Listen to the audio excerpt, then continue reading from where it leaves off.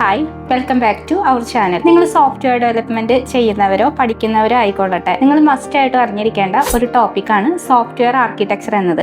ഒരു സോഫ്റ്റ്വെയറിന് എപ്പോഴും ഒരു സ്ട്രക്ചർ കീപ്പ് ചെയ്തിട്ടുണ്ടാവും. ഈ സ്ട്രക്ചറിനെയാണ് നമ്മൾ സോഫ്റ്റ്വെയർ ആർക്കിടെക്ചർ എന്ന് പറയുന്നത്. അപ്പോൾ ഇന്നത്തെ വീഡിയോയിൽ നമുക്ക് സോഫ്റ്റ്വെയർ ആർക്കിടെക്ചറിന്റെ ഇമ്പോർട്ടൻസ് എന്താണ്, കമ്പോണൻസ് ഓഫ് സോഫ്റ്റ്വെയർ ആർക്കിടെക്ചർ എന്നീ ടോപ്പിക്കുകളെ കുറിച്ച് നോക്കാം.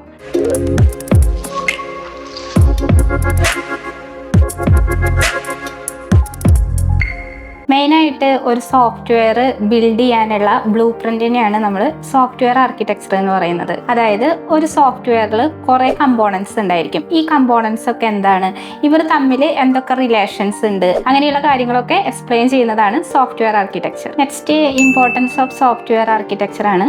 ഒരു സോഫ്റ്റ്വെയറിന്റെ കമ്പോണൻസിനെ കുറിച്ചിട്ട് ഡീറ്റെയിൽ ആയിട്ട് അറിയുമ്പോൾ, അവർ തമ്മിലുള്ള റിലേഷൻസിനെ കുറിച്ചിട്ട് ഡീറ്റെയിൽ ആയിട്ട് മനസ്സിലാക്കുമ്പോൾ സോഫ്റ്റ്വെയറിലുള്ള ഡാറ്റകളുടെ ഫ്ലോ എങ്ങനെയാണ് നിങ്ങൾക്ക് മനസ്സിലാക്കാനായിട്ട് സാധിക്കും. അതുപോലെ ഈ കമ്പോണൻസുകൾ തമ്മിലുള്ള ഒരു കൺട്രോളിങ് എങ്ങനെയാണ്, അതിന്റെ ഒരു വർക്കിംഗ് എങ്ങനെയാണെന്നൊക്കെ നിങ്ങൾക്ക് ഡീറ്റെയിൽ ആയിട്ട് അറിയാൻ പറ്റും. ഇതുവഴി എഫിഷ്യന്റും ഫാസ്റ്റും ആയിട്ട് സോഫ്റ്റ്വെയർ ഡെവലപ്മെന്റ് ചെയ്യാനായിട്ട് സാധിക്കും. ഒരു സോഫ്റ്റ്വെയർ ആർക്കിടെക്ചർ അനുസരിച്ച് നമ്മൾ സോഫ്റ്റ്വെയർ ഡെവലപ്പ് ചെയ്യുന്ന സമയത്ത് സോഫ്റ്റ്വെയർ ഡെവലപ്മെന്റിന്റെ കോസ്റ്റും ടൈമും കുറയും എന്നുള്ളതാണ് വേറൊരു പ്രത്യേകത. അതുപോലെ വളരെ സെക്യൂർ ആയിട്ടുള്ള സോഫ്റ്റ്വെയർസ് ഡെവലപ്പ് ചെയ്യുകയും ചെയ്യാം. Next layers of software architecture ആണ്. മെയിൻ ആയിട്ട് 3 ടൈപ്പ് ലെയേഴ്സ് ആണ് സോഫ്റ്റ്വെയർ ആർക്കിടെക്ചറിൽ ഉള്ളത്: presentation layer, application layer, data layer. ആദ്യം നമുക്ക് പ്രസന്റേഷൻ ലെയറിനെ കുറിച്ച് നോക്കാം. പ്രസന്റേഷൻ ലെയർ എന്ന് പറഞ്ഞാൽ ഏറ്റവും ടോപ്പ് മോസ്റ്റ് ആയിട്ടുള്ള ലെയറിനെയാണ് പറയുന്നത്. യൂസേഴ്സ് ആയിട്ട് നേരിട്ടുള്ള ഇന്ററാക്ഷൻ ഉള്ളത് ഈ പ്രസന്റേഷൻ ലെയർ ആണ്. സോ ഇതിനെ ക്ലയന്റ് സൈഡ് ലെയർ എന്നും പറയുന്നു. ഒരു സോഫ്റ്റ്വെയറിലെ യൂസേഴ്സ് മൗസ് ക്ലിക്ക് ചെയ്യുക, കീബോർഡ് ക്ലിക്ക് ചെയ്യുക, അങ്ങനെയുള്ള കാര്യങ്ങളൊക്കെ ചെയ്യുമല്ലേ.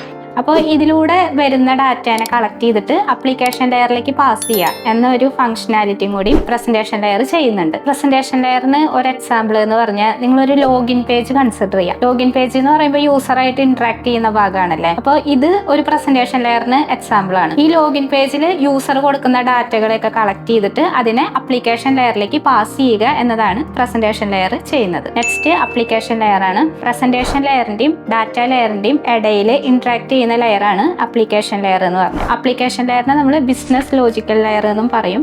എന്താന്ന് വെച്ചിട്ടുണ്ടെങ്കിൽ നമ്മൾ ബിസിനസ് ലോജിക്ക്, അതുപോലെ റൂൾസും കാര്യങ്ങളൊക്കെ എഴുതി കൊടുക്കുന്നത് ആ ഒരു ലെയറിലായിരിക്കും. സോഫ്റ്റ്വെയർ ആർക്കിടെക്ചറിലത്തെ എല്ലാ ലെയേഴ്സിനെയും കൺട്രോൾ ചെയ്യുക, അതിന്റെ ഫങ്ഷൻസ് കൺട്രോൾ ചെയ്യുന്ന ഒരു ലെയറാണ് അപ്ലിക്കേഷൻ ലെയർ എന്നത്. അപ്ലിക്കേഷൻ ലെയർ ഒരു ബ്രെയിൻ പോലെയാണ് ആക്ട് ചെയ്യുന്നത്. എന്താന്ന് വെച്ചിട്ടുണ്ടെങ്കിൽ അതായത് യൂസേഴ്സിന്റെ വരുന്ന റിക്വസ്റ്റുകൾ, ആ റിക്വസ്റ്റിനെ മൊത്തം കൺട്രോൾ ചെയ്യുക, അത് എങ്ങോട്ട് പോകണം, എന്തൊക്കെ ചെയ്യണം എന്ന് ഉള്ള ഡിസിഷൻ എടുക്കുന്നത് ഈ അപ്ലിക്കേഷൻ ലെയർ ആണ്. അപ്ലിക്കേഷൻ ലെയറിന് ഒരു എക്സാമ്പിൾ എന്ന് പറഞ്ഞാൽ നമ്മൾ നേരത്തെ പറഞ്ഞ എക്സാമ്പിൾ ഇല്ലേ, ഒരു ലോഗിൻ പേജിന്റെ എക്സാമ്പിൾ. അപ്പൊ ആ ലോഗിൻ പേജിൽ നിന്ന് യൂസേഴ്സിന്റെ കിട്ടിയിട്ടുള്ള ഡാറ്റകൾ ഡാറ്റാബേസിൽ എങ്ങോട്ട് പോകണം, ഏത് ടേബിളിലേക്ക് പോകണം എന്നൊക്കെ തീരുമാനിക്കുന്നത് ഈ അപ്ലിക്കേഷൻ ലെയർ ആണ്. അടുത്തത് ഡാറ്റ ലെയർ ആണ്. ഒരു സോഫ്റ്റ്വെയറിൽ വരുന്ന ഡാറ്റകളെല്ലാം സ്റ്റോർ ചെയ്ത് വെക്കുന്നത് ഡാറ്റ ലെയർ വഴിയാണ്. അതായത് ഡാറ്റാബേസുമായിട്ട് നേരിട്ട് ആക്സസ് ഉള്ള ലെയർ ആണ് ഡാറ്റ ലെയർ എന്ന് പറയുന്നത്. ഡാറ്റാബേസിൽ നിന്നുള്ള ഡാറ്റകൾ എടുത്തിട്ട് അപ്ലിക്കേഷൻ ലെയറിലേക്ക് പാസ് ചെയ്യാം. അപ്ലിക്കേഷൻ ലെയറിൽ നിന്ന് വന്നിട്ടുള്ള ഡാറ്റകളെ